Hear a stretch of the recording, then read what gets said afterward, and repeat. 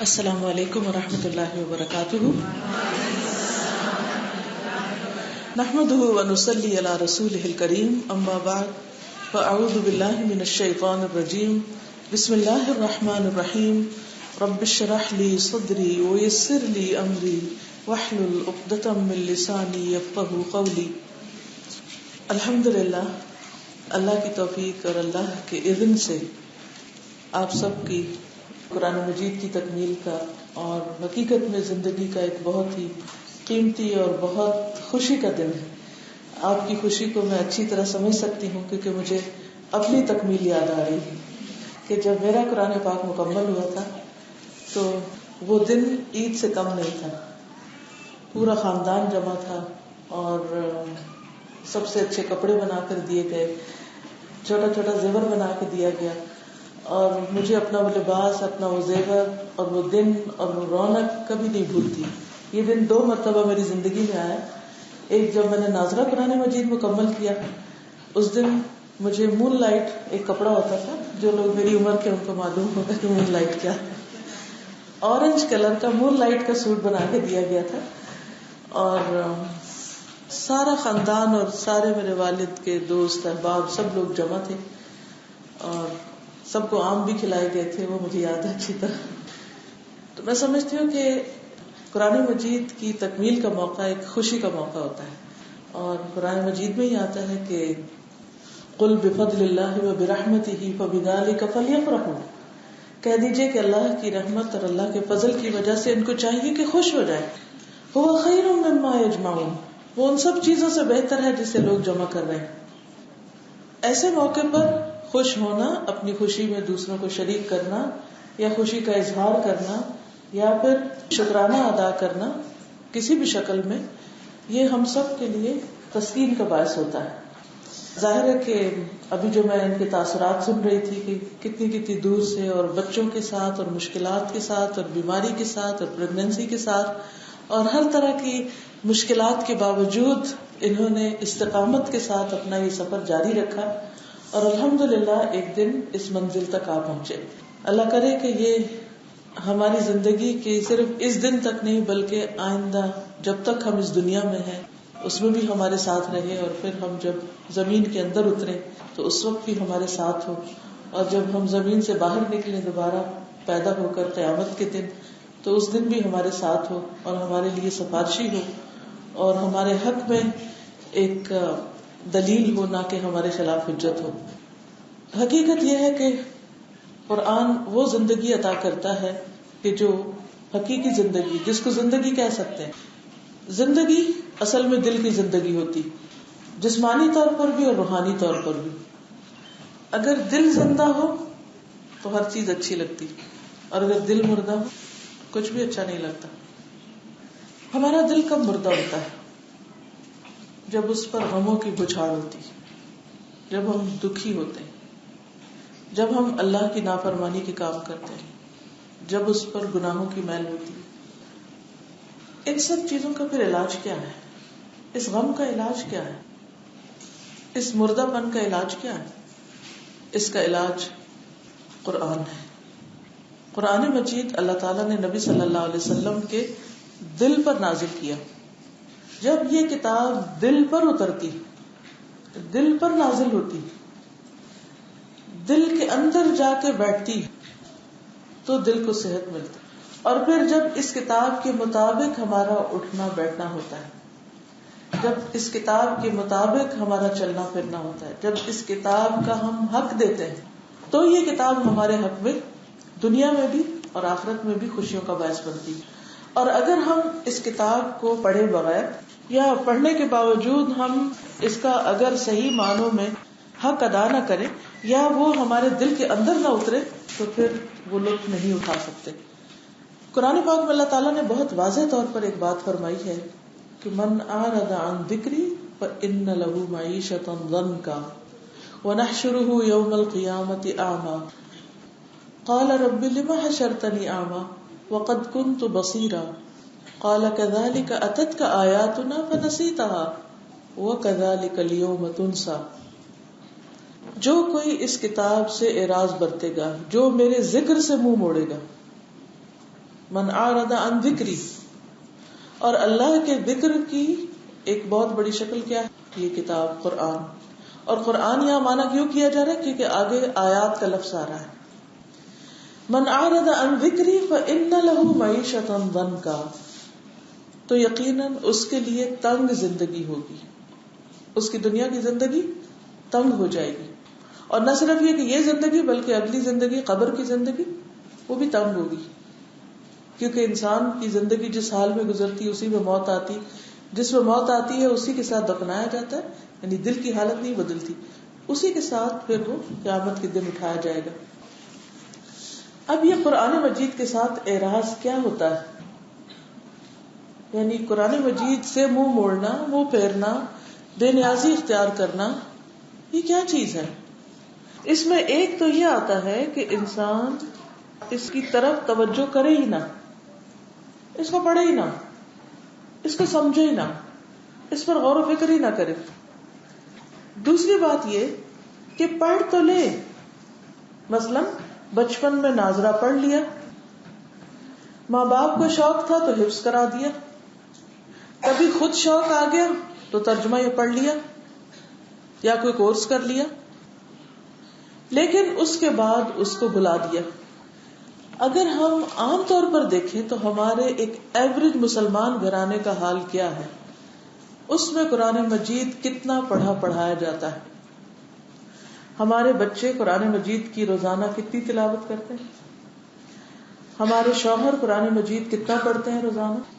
ہاں، خود ہم قرآن مجید کی روزانہ تلاوت کتنی کرتے ہیں؟ ہم سب اپنے اپنے گھروں کا جائزہ لیں اور اس میں قرآن کا عمل دخل دیکھیں کہ کتنا ہے، اور پھر حقیقی معنوں میں قرآن کی روشنی کتنی ہے. کہیں ایسا تو نہیں کہ ہم نے قرآن مجید پڑھ کے اوپر رکھ دیا ہو اور وہ روز ہمارا انتظار کرتا ہو اور ہمارے پاس کھولنے کا وقت ہی نہ ہو. اگر ایسا کریں گے تو اس کا لازمی نتیجہ کیا ہوگا؟ معیشۃ ضنکا، تنگی والی زندگی. تنگ زندگی کا یہ مطلب نہیں کہ روپیہ پیسہ نہیں ہوگا لیکن اس کی کوئی برکت نہیں ہوگی. تنگ زندگی کا یہ مطلب نہیں کہ ضروری طور پہ گھر بہت چھوٹا ہو، بہت بڑا گھر بھی ہو سکتا ہے لیکن بڑے گھر میں بھی دل نہیں لگتا. تنگ زندگی کا یہ مطلب نہیں ہو سکتا کہ انسان ہر وقت مشکلات میں ہی گرا ہوا ہو. ہاں وہ بھی ہو سکتا ہے، لیکن اس کے ساتھ ساتھ دل کی رونق، دل کی خوشی، دل کی سکینت اور دل کا اطمینان اور دل کی وسعت. سب سے بڑی بات ہے دل کی وسعت، دل کا کھلا پن، وہ نہیں ہوتا. اور جب دلوں میں وسعت نہیں ہوتی، دل تنگ ہوتے ہیں تو ہر چیز تنگ ہو جاتی. انسان کے اندر جب گھٹن آتی ہے، یہ ضنک جو ہے یہ اندر کی گھٹن کو شو کرتی. جب گھٹن آتی ہے تو پھر انسان کے لیے ہر چیز بے معنی ہو کر رہ جاتی. جتنے بھی تاثرات سنائے گئے سب نے اپنی باتیں شیئر کی، ان میں ایک چیز جو کامن تھی وہ مشکلات کا ذکر تھا. تو میں یہ سوچ رہی تھی کہ آخر کیا وجہ ہے کہ ہم سب اپنی زندگی میں پائی جانے والی نعمتوں کا ذکر نہیں کرتے یا کم کرتے، لیکن مشکلات کا ذکر ضرور کرتے ہیں. ایسا نہیں کہ نہیں ذکر کرنا چاہیے، ذکر کیا جا سکتا، ان کا حل تلاش کرنا چاہیے. لیکن ایک بات ہم سب کو یاد رکھنی چاہیے اور وہ یہ ہے کہ اللہ سبحانہ وتعالیٰ نے انسان کو اس دنیا میں ایک امتحان کے لیے پیدا کیا ہے. اور امتحان چھوٹے سے چھوٹا کیوں نہ ہو اور بڑے سے بڑا کبھی خوشگوار نہیں ہوتا. چاہے کسی نعمت کے ملنے کا امتحان ہو، چاہے کسی نعمت کے جانے کا. ایسے میں حل کیا ہے؟ علاج کیا ہے؟ علاج قرآن ہے. قرآن شفا ہے، قرآن دوا ہے، قرآن غذا ہے. قرآن مجید ایک ایسی سپورٹ انسان کو دیتا ہے، ایک ایسی خوشی انسان کو عطا کرتا ہے. دل کے اندر ایک ایسی راحت اور ایک ایسی سکینت ہوتی کہ انسان اگر اندھیروں پر اندھیرے میں بھی کہیں بیٹھا ہو تو اس کے اندر کی روشنی اس کو خوش رکھتی. جیسے امام ابن تیمیہ نے کہا تھا کہ جب انہیں قید خانے میں بھیج دیا گیا تو آپ دیکھیں قید خانہ کیسی جگہ ہوتی، چاہے کتنی بھی بڑی جیل ہو، ہے تو جیل. انہوں نے کہا میرے دشمن میرا کیا بگاڑ سکتے ہیں، اس لیے کہ جیل کی یہ تنہائی میری خلوت ہے. کس کے ساتھ؟ اللہ سبحانہ وتعالیٰ کے ساتھ. میں اللہ تعالیٰ سے باتیں کرتا ہوں. اور میں اس پر شکر ادا کرتا ہوں کہ مجھے یہ تنہائی میسر آئی ہے کہ میں اپنے رب کے ساتھ بات کر سکوں. جب تک انسان اپنے گھر والوں میں ہوتا ہے، دنیا کے ہنگاموں میں ہوتا ہے، دنیا کی مشغولیات میں ہوتا ہے، تو اس کے پاس وقت نہیں ہوتا کہ وہ چین سے، سکون سے، آرام سے اپنے رب کا انس حاصل کرے، اس سے بات کرے اور اس کے ساتھ اپنا تعلق مضبوط کرے. کیونکہ سارا دن کاموں میں تھک جاتے ہیں، رات جلدی نیند آ جاتی، یا پھر اتنے تھکے ہوتے کہ تہجد کے لیے اٹھنے کا وقت نہیں ہوتا. اور اس طرح انسان اللہ تعالیٰ سے آہستہ آہستہ دور ہوتے ہوتے ہوتے بہت دور ہو جاتا ہے. پھر کہا کہ میرے دشمن میرا کیا بگاڑ سکتے ہیں کہ اگر انہوں نے مجھے قتل کر دیا تو وہ میرے لیے شہادت ہو. تو ایک انسان کے لیے شہادت سے بڑا مقام کیا ہو سکتا ہے کہ وہ اللہ کے راستے میں مارا جائے. اور اگر یہ مجھے میرے گھر سے، میرے وطن سے، میرے ملک سے مجھے نکال دیتے ہیں تو مجھے اس سے بھی کوئی فرق نہیں پڑتا، کیونکہ وہ میرے لیے سیاحت ہے، وہ میرے لیے سیر کا ذریعہ ہے کہ میں اپنے ملک میں تو سب کچھ دیکھ چکا ہوں، کسی اور جگہ بھیجیں گے تو وہاں کچھ اور دیکھوں گے، وہ میری سیاحت ہے. اس سے بڑے غم کیا ہو سکتے ہیں کہ کسی کی جان لے لی جائے، کسی کی آزادی چھین لی جائے، کسی کا ملک یا وطن یا اس کا گھر اس سے چھین لیا جائے. یہ تینوں تکلیف دہ ترین صورتیں ہیں نا. لیکن آپ پازیٹیوٹی کی انتہا دیکھیے کہ وہ ان تینوں حالتوں میں بھی خوش ہیں. کیوں خوش ہیں؟ وہ خوشی ان کو کہاں سے ملی؟ وہ اتنے ٹارچر میں کیسے خوش ہیں؟ کیا چیز ان کو خوش رکھتی؟ وہ اللہ کی یاد ہے. اور یہ یاد صرف یہ نہیں کہ ہاں اللہ تو ہے، بس اللہ کا ذکر ہو رہا ہے یا اللہ یاد ہے مجھے.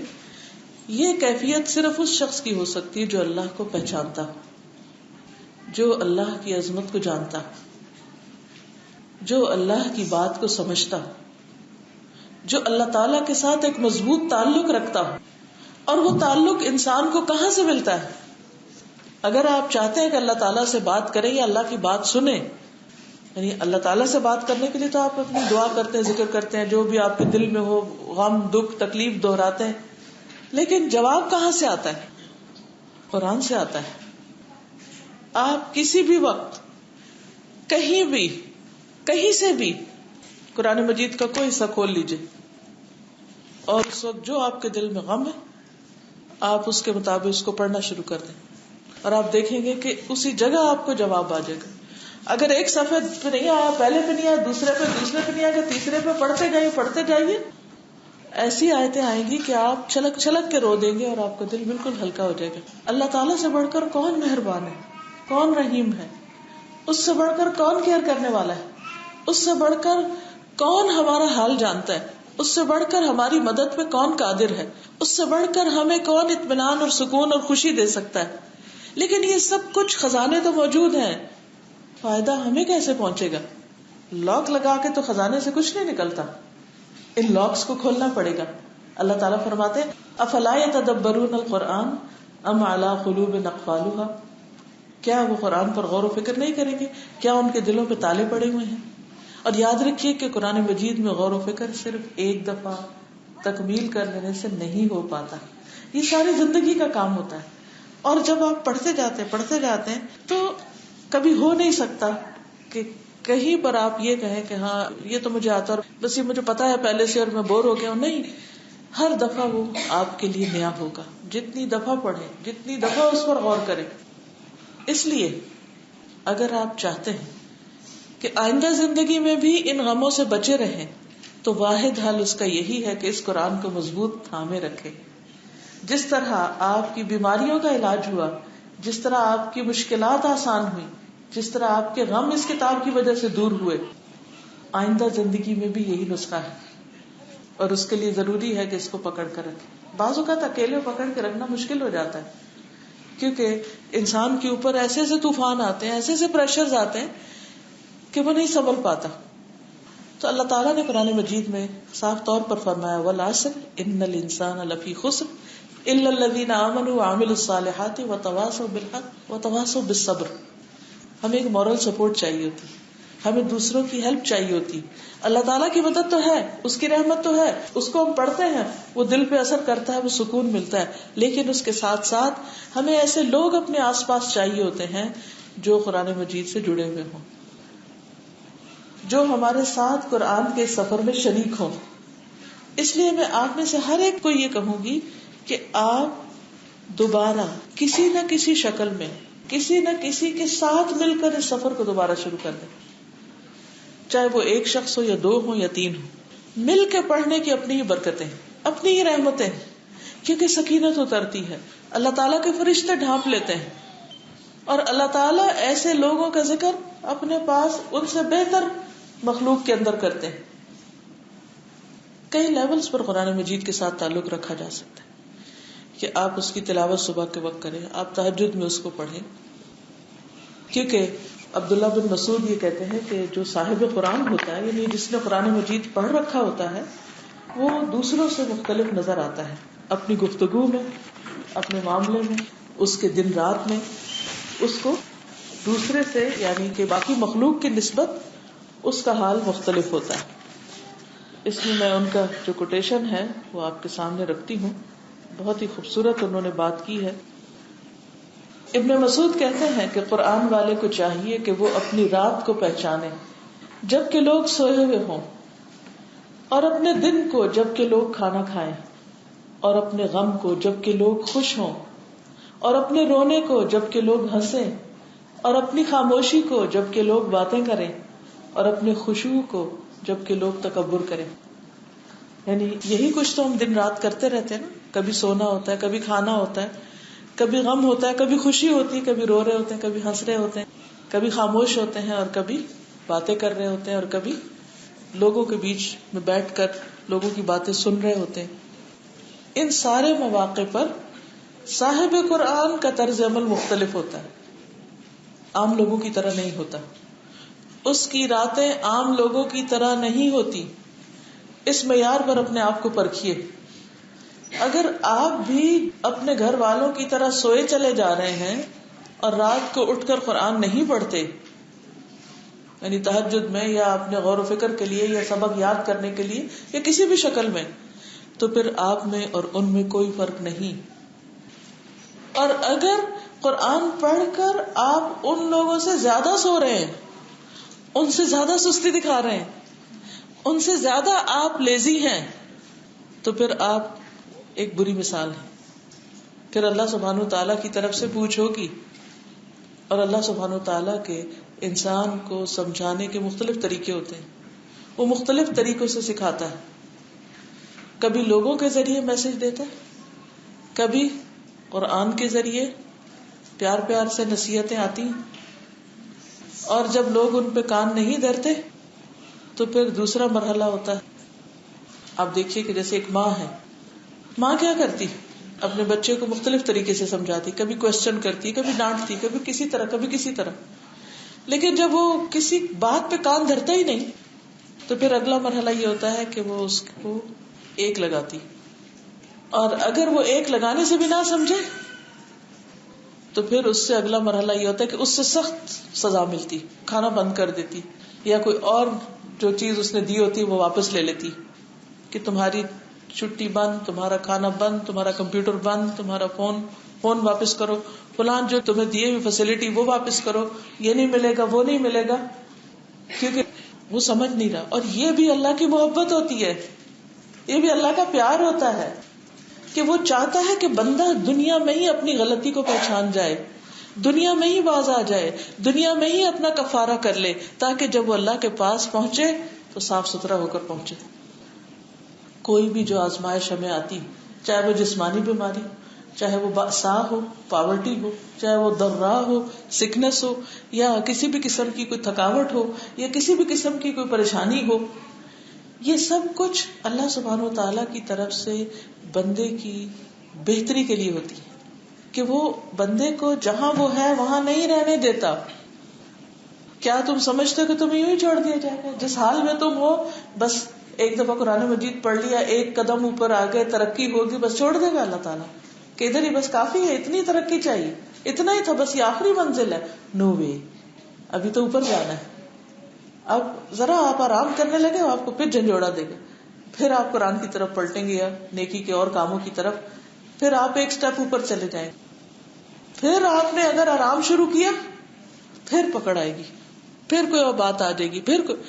یہ سب کے ساتھ ہوتا ہے زندگی میں. ہاں جو صاحب قرآن ہوتا ہے وہ جلدی سمجھ جاتا ہے کہ میرا رب مجھ سے کچھ چاہتا ہے, میرے رب نے کسی وجہ سے مجھے اس حال میں داخل کیا.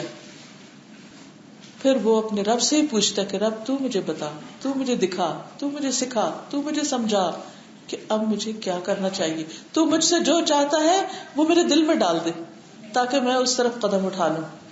کیونکہ بعض اوقات ہمیں خود بھی اپنا نفع نقصان نہیں پتا ہوتا, ہمیں خود بھی نہیں پتا ہوتا کہ ہمارے حق میں کیا بہتر ہے. تو یاد رکھیے مومن کی آزمائش زندگی کے آخری لمحے تک ہوتی. یہ مت سوچئے کہ پچھلی زندگی میں جو مشکلات آئیں وہ بس ختم ہو گئی, مشکلات اب بھی آئیں گی. لیکن قرآن کے بغیر مشکلات کا آنا اور قرآن مجید کے بعد یا قرآن مجید کے ساتھ یہ بالکل مختلف ہوتا ہے. قرآن مجید کے بغیر انسان لاسٹ ہوتا ہے.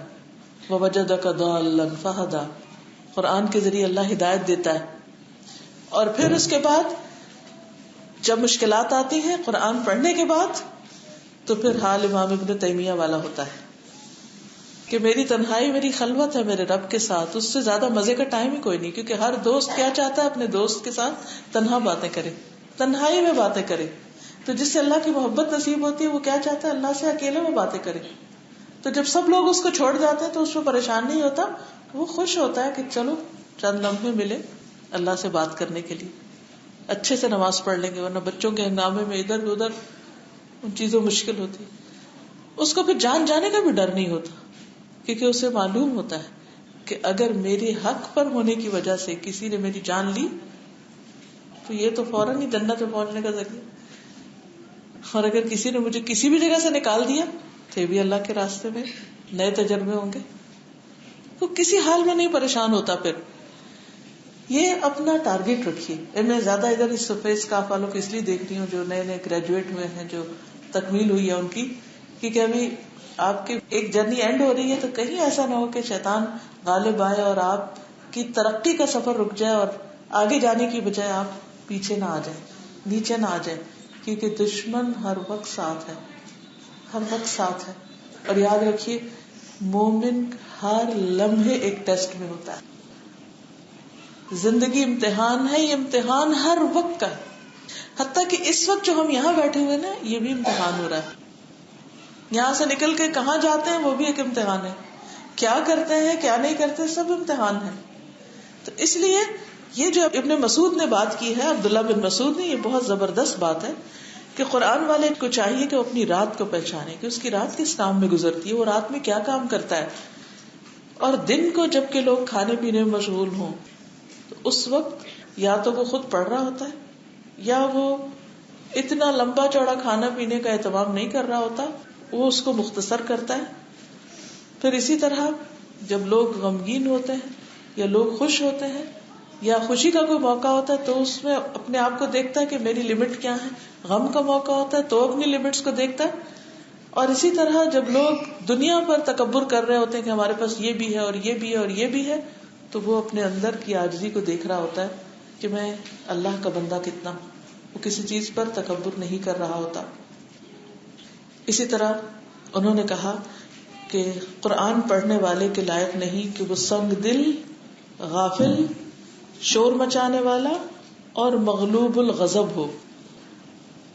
قاری قرآن کی اور پہچان کیا ہے کہ وہ اپنے غصے سے مغلوب نہیں ہوتا, کہ غصہ اس کو اتنا بےکل کر دے, اتنا پاگل کر دے کہ وہ منہ سے بے محابہ باتیں نکالتا چلا جائے. نہیں, وہ کس لیے نہیں نکالتا کہ میں صاحب قرآن ہوں, میرے سینے میں قرآن ہے, میں قرآن کا نمائندہ ہوں, مجھے سنبھل کے بات کرنی. قرآن میری آئیڈینٹی ہے. لوگ مجھے قرآن پڑھنے والے کے نام سے یا پڑھانے والے کے نام سے جانتے ہیں.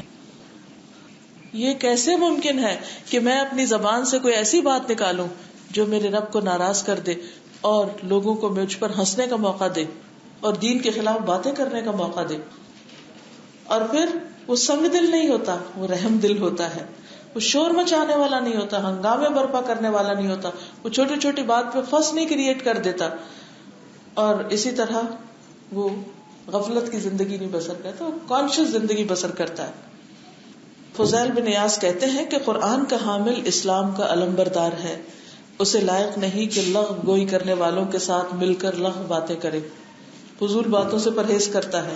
بھولنے والوں کے ساتھ بھولنے میں لگ جائے، یعنی کہ وہ دین کو، اسلام کو، قرآن کو بھول جائے، وہ ایسا نہیں کر سکتا. اسے چاہیے کہ اللہ کی عظمت کو ملحوظ رکھے، اور نہ یہ لائق ہے اسے کہ وہ اپنی حاجت کسی کے پاس لے کر جائے، یعنی کسی کے آگے ہاتھ پھیلائے، بلکہ لوگ اپنی حاجتیں لے کر اس کے پاس آئیں. پھر اسی طرح حضرت بریدہ کہتے ہیں کہ آپ نے فرمایا قیامت کے دن قرآن اپنے ساتھی کو ملے گا جبکہ وہ قبر سے کمزور اور زرد رنگ نکلے گا تو کہے گا کیا تو مجھے پہچانتا ہے؟ وہ کہے گا میں نہیں پہچانتا. وہ کہے گا میں تیرا ساتھی قرآن ہوں، میں نے تجھے گرمی میں پیاسا رکھا اور رات کو جگایا. ہر تاجر اپنی تجارت کے پیچھے ہے اور میں آج تیرے لیے ہر تجارت سے اچھا ہوں. پھر اس کے دائیں ہاتھ میں اختیار دیا جائے گا اور بائیں ہاتھ میں ہمیشہ رہنا، اور اس کے سر پر وقار کا تاج رکھا جائے گا، اور اس کے والدین کو 2 جوڑے پہنائے جائیں گے کہ ساری دنیا ان کی قیمت نہیں بن سکتی. وہ کہیں گے کہ یہ حلے ہمیں کس وجہ سے پہنائے گئے؟ کہا جائے گا تمہارے بچے نے قرآن یاد کیا تھا. پھر کہا جائے گا کہ جنت کے درجات اور بالا خانوں میں پڑھتا جا اور چڑھتا جا. وہ جب تک پڑھتا جائے گا چڑھتا جائے گا، خواہ تیزی سے پڑھے یا آہستہ سے پڑھے. تو یہاں میں ایک اور بات یہ کہنا چاہوں گی کہ جن لوگوں نے ترجمہ پڑھ لیا ہے، اگر ممکن، اگر حالات اجازت دیں تو کچھ نہ کچھ قرآن مجید کا حصہ زبانی یاد بھی کر لیں. کم از کم جتنے درجے آپ جنت میں چاہتے ہیں اتنی آیتیں زبانی یاد کر لیں، کیونکہ اس کی اپنی ایک فضیلت ہے. اور میرے خیال میں لڑکوں کے مقابلے میں لڑکیوں کے لیے زیادہ آسان ہے قرآن یاد کرنا، کیونکہ عورتیں زیادہ بولتی اور ان کو بولنے کی ایک ارج ہوتی کہ ہم باتیں کریں. اگر آپ قرآن مجید یاد کرنے لگ جائیں گے تو آپ کے اندر کی وہ حص جو ہے اس کی بھی سیٹسفیکشن ہوگی. ہم نے دیکھو کہ خواتین جب بات نہیں کرتی تو ان کا دل بوجھل رہتا ہے اور ان کا دل چاہتا ہے کہ کوئی دوست ہو، کوئی لوگ ہو، گھر میں بچے ہوں، رونق ہو، کہیں نہ کہیں کچھ نہ کچھ کرتے رہیں. ایسی صورت میں جب کبھی اس وجہ سے بے چینی ہو کہ کوئی بات کرنے والا نہیں اور بور ہو رہے ہیں، فوراً قرآن مجید کھول لیں. اچھا ایک اور بات یاد رکھیں، شروع میں جب آپ پڑھیں گے تو آپ کو رکاوٹ آئے گی، آپ سے پڑھا نہیں جائے گا. آپ کھولیں گے پھر رکھ دیں گے، پھر کھولیں گے پھر رکھ دیں گے، لیکن آپ نے رکھنا نہیں. آپ نے اپنے اوپر خود قابو پانا ہے اور اس کو پڑھ کر دم لینا ہے. آپ تھوڑی دیر کے لیے مثلاً آپ اپنے آپ کو جیسے کوئی رسی سے باندھ کے بٹھاتے ہیں نا، ایسے بٹھا دیں کہ 15 منٹ سے پہلے میں نے اٹھنا نہیں ہے. بچوں کو بھی تو ہم بٹھاتے ہیں نا، ان کو ٹائم آؤٹ دے دیتے ہیں، ان کو بٹھا دیتے ہیں کہ یہاں سے تم ہل نہیں سکتے. اپنے آپ کے ساتھ بھی یہی معاملہ کریں کہ ہل نہیں سکتے، بس اتنی دیر تو قرآن پڑھنا ہی پڑھنا ہے. اب آپ اس کا تجربہ کر کے دیکھ لیں، کیونکہ یہ میں نے اپنے ساتھ کیا ہوا ہے. تجربہ کر کے دیکھ لیں کہ آپ کو پہلے 2 صفحے 3 صفحے 4 صفحے ذرا مشکل لگیں گے پڑھنے، 5ویں 6 7ویں صفحے پہ جا کے آپ کا دل چاہے گا اب آپ بند نہیں کریں، وہ رکاوٹ دور ہو جائے گی اور وہ پڑھتے جائیں گے آپ. تو اس طرح انشاءاللہ آپ کو توفیق ہو جائے گی کہ آپ قرآن مجید کی کچھ صورتیں یاد کر لیں، یا جو یاد کی ہوئی ہیں ان کو آپ ریوائز کر لیں. فائدہ کیا ہوگا؟ دل کا سارا بوجھ اتر جائے گا، دل کا سارا غم نکل جائے گا.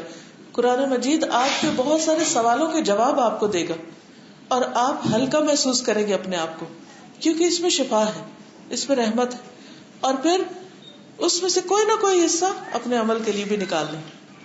خصوصی طور پر اللہ تعالیٰ کے نام اور صفات جہاں پر آتی ان پر غور و فکر کریں. مثلاً ایک دن کا آپ ٹارگٹ یہ رکھ سکتے ہیں کہ میں جتنی بھی آیتیں پڑھوں گی اس کے آخر میں اللہ تعالیٰ کی جو بھی صفت آئے گی اس کے ساتھ اللہ تعالیٰ کو پکار کر دعا کروں گی. مثلاً بسم اللہ الرحمن الرحیم، تو اس میں آخر میں کیا ہے؟ الرحمن الرحیم. اب آپ کیا کر سکتے ہیں؟ یا اللہ یا رحمان یا رحیم، تو مجھ پہ رحم فرما، تو میرا حال درست کر دے، تو میرا غم دور کر دے، تو میری پریشانی دور کر دے، تو میری یہ مشکل آسان کر دے. آپ نے دیکھا ہوگا کوئی زندگی کا ایک دن ایسا نہیں جاتا کہ جس میں آپ کے لیے کوئی نہ کوئی چیز تکلیف کا باعث نہ بنے، چھوٹی ہو یا بڑی. آپ ادھر سے ادھر اٹھ کے جاتے ہیں تو کوئی نہ کوئی چیز دیکھ لیتے ہیں، یا سن لیتے ہیں، یا پڑھ لیتے ہیں، یا دنیا میں کچھ ہو رہا ہوتا ہے، یا آپ کے گھر میں کچھ ہو رہا ہوتا ہے، یا نیبرز میں کچھ ہو رہا ہوتا ہے، یا کہیں اور. اور اگر آپ کو ٹی وی دیکھنے کی عادت ہے بدقسمتی سے، پھر تو آپ لازماً ایک غمگین انسان ہوں گے، کیونکہ اس میں کچھ نہ کچھ ایسا پریشان کن خبریں چل ہی رہی ہوتی ہیں. اب یہ ساری چیزیں کتنا پریشان ہوں گے؟ کیا پریشان ہونے سے اتنے سال جو پریشان ہوئے کچھ حل نکلا؟ نہیں، اس سے حل نہیں نکلتا. ہاں اگر آپ اللہ کی کتاب پڑھیں گے تو اس میں آپ کو حل یقیناً ملے گا. قرآن مجید میں اللہ تعالیٰ خود فرماتے ہیں فَلِلَّهِ الْأَسْمَاءُ الْحُسْنَى، اللہ ہی کے لیے ہے خوبصورت نام. یعنی اللہ کے نام خوبصورتی میں اپنے انتہا کو پہنچا، یعنی کہ ایکسٹریملی بیوٹیفل. لیکن ہمیں کیوں نہیں وہ بیوٹی نظر آتی؟ ہمیں وہ حسن کیوں نہیں نظر آتا؟ کیونکہ ہمیں سمجھ ہی نہیں ان کی اتنی، ہم نے ان پر غور و فکر ہی نہیں کیا.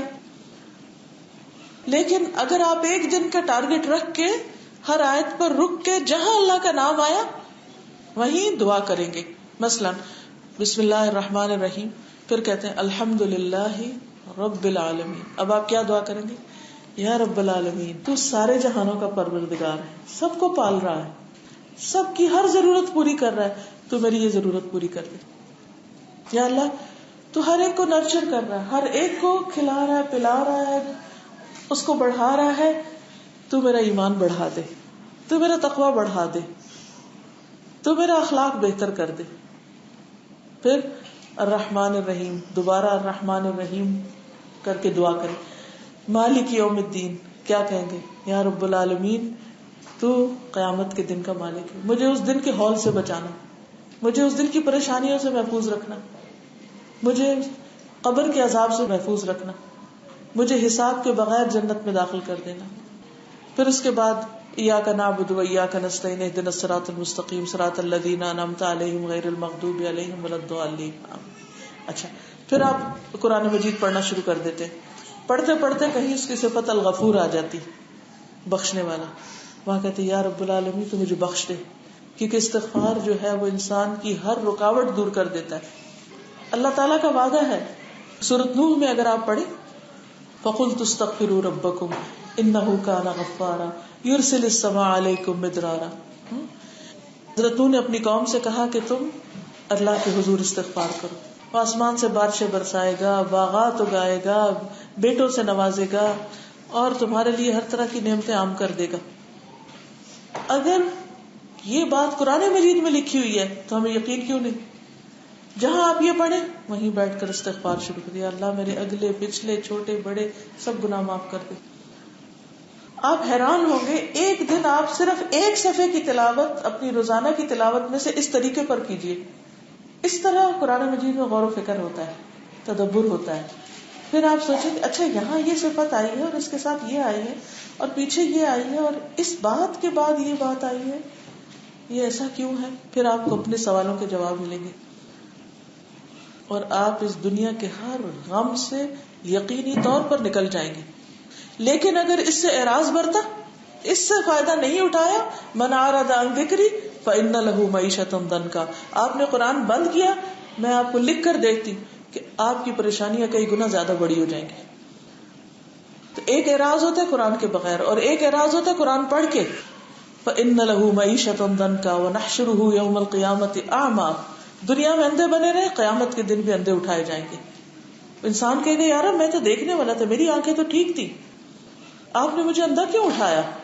تو اللہ تعالیٰ کیا فرمائیں گے؟ کذالک اتتک آیاتنا، تمہارے پاس ہماری آیات آئی تھی، فنسیتھا، تم نے ان کو بھلا دیا، تم نے ان کو بھلا دیا. بھلانا کیا ہوتا ہے؟ پڑھ کے بھلانا. کیا آپ یہ چاہیں گے کہ ترجمہ یاد کرنے کے بعد آپ بھلا دیں؟ کیا آپ چاہیں گے کہ آیات آپ کو سمجھ آتی ہیں اور پھر کچھ عرصے کے بعد آپ پڑھیں تو آپ کو سمجھ ہی نہ آئے کہ یہ کیا لکھا ہوا ہے؟ یہ بھلانا ہوتا ہے. فنسیتھا، تم نے اس کو بھلا دیا. وَكَذَلِكَ الْيَوْمَ تُنْسَى، آج تم بھی بھلائے جاتے ہو، تم بھلاتے ہو تمہیں بھی بھلا دیا جائے گا. تو اللہ تعالیٰ ہمیں اس سے محفوظ رکھے. اس لیے بہت ضروری ہے کہ ہم قرآن مجید کو پڑھتے رہیں، پڑھتے رہیں، پڑھتے رہیں، اور صرف مشینی طور پہ نہیں کہ بس اتنا پڑھنا اتنا پڑھ لیں، بلکہ وہ اپنے دل میں اتاریں. پھر آپ دیکھیے کہ ایک دن کا آپ نے مثلاً یہ ٹارگٹ رکھا، ایک دن پھر دوبارہ آپ پڑھنے لگے، آپ ایک اور ٹارگٹ رکھیں. مثلاً میں آج جو تلاوت کروں گی میں اس میں یہ دیکھوں گی کہ اس میں کتنے اسم آئے ہیں، ناؤنز. آپ مثلا مارکر لے لیں، سارے ناؤنز کے اوپر نشان لگا لیں، ٹھیک. پھر آپ دیکھیں کن کن ناموں کا ذکر آیا، کن کن کا ذکر آیا یہاں، یہ کون تھے. پھر آپ کسی دن پڑھیں سارے افعال وربز کے اوپر نشان لگا لیں، پھر ان کو غور کریں تو آپ حیران ہوں گے کہ اچھا ان کاموں کا ذکر ہے. کہیں آپ سے کہا جائے گا کہ آپ کچھ کریں، اچھا مجھے یہ کرنا ہے. تو اس طرح ڈفرنٹ ایکٹیویٹیز آپ خود سوچیں اپنے لیے جو بھی آپ کو زیادہ انجوائبل لگے، لیکن اس کو چھوڑنا نہیں، اس سے تعلق مضبوط رکھیں اور پھر اس کو آئینے کی طرح لیں. جیسے روز شیشہ دیکھتے ہیں، وہ دیکھتے اچھا یہ اسکارف ٹھیک نہیں ہے، یہ بھی لگتا ہے کچھ صحیح نہیں ہے، اب ٹھیک ہے کچھ بہتر. اسی طرح قرآن کو بھی دیکھ کے آئینہ، اچھا یہ کہا گیا میں کر رہی ہوں، میں نہیں کر رہی، مجھے ٹھیک کرنا ہے اپنے آپ کو. کوئی چیز ایک چیز دیکھ لیں، اس میں اس سے باتیں کیا کریں، پوچھا کریں یہ میں کر رہی ہوں. کیونکہ عموماً کیا ہوتا ہے کہ ہم بس وہ وقت جلدی سے گزارتے ہیں، اچھا 2 پیج پڑھنے جلدی سے پڑھ کے بند کر دو. ایسا نہیں، اس سے تدبر نہیں ہوتا، غور و فکر نہیں ہوتا. یہ عمل کی کتاب ہے، اس میں دیکھنا ہے کہ ہم کیا عمل کر رہے ہیں اور کیا نہیں کر رہے، کہاں ابھی تک پیچھے. یہ مسلسل سفر ہے. اگر کوئی شخص، یہ بھی یاد رکھیے، اگر کوئی شخص اپنے عمل کے ذریعے آگے نہیں بڑھتا تو اللہ تعالیٰ اس کو ٹیسٹ میں مبتلا کر کے آگے بڑھاتے ہیں. اور کسی بزرگ نے کہا تھا کہ قیامت کے دن اگر دنیا میں ہم پر ٹیسٹ نہ آئے اور ہم صبر نہ کریں تو قیامت کے دن ہمارے اعمال نامے میں چیز کیا ہوگی؟ ہمارے پاس کچھ بھی نہیں ہوگا. کیونکہ جب ہم کوئی عمل کر رہے ہوتے تو اس میں اخلاص ہی بڑی مشکل سے آتا ہے. ہر وقت تو اسی خوف میں رہتے لوگ کیا کہیں گے، لوگ یہ کہیں گے، لوگ یہ کریں گے، ایسا ہوگا ویسا ہوگا. پتہ نہیں وہ کس کوالٹی کا عمل ہوتا ہے. اس کے برعکس جب کوئی مشکل آتی ہے تو صبر کرنے میں آپ کو ریاکاری کی ضرورت نہیں پیش آتی، وہ آپ کے اپنے اندر ہی ہوتا ہے. اس لیے اللہ تعالیٰ جس حال میں رکھے اس پر راضی ہوتے ہوئے اپنی زندگی کے مقصد پر فوکس کریں اور اس قرآن مجید کے ساتھ ایکٹیو ریلیشن شپ اور دل کی حالت کا مسلسل جائزہ. اس دل کو مرنے نہ دیں، اس دل کو بیمار نہ ہونے دیں، اس دل کو زندہ کریں، کیونکہ دلوں کی زندگی سے ہی انسانوں کی زندگی ہے. اللہ تعالیٰ ہمیں حقیقی زندگی عطا فرمائے، دنیا میں بھی اور آخرت میں بھی. وآخر دعوانا ان الحمد للہ رب العالمین. سبحانک اللہم وبحمدک اشہد ان لا الہ الا انت استغفرک واتوب الیک. السلام علیکم ورحمۃ اللہ وبرکاتہ.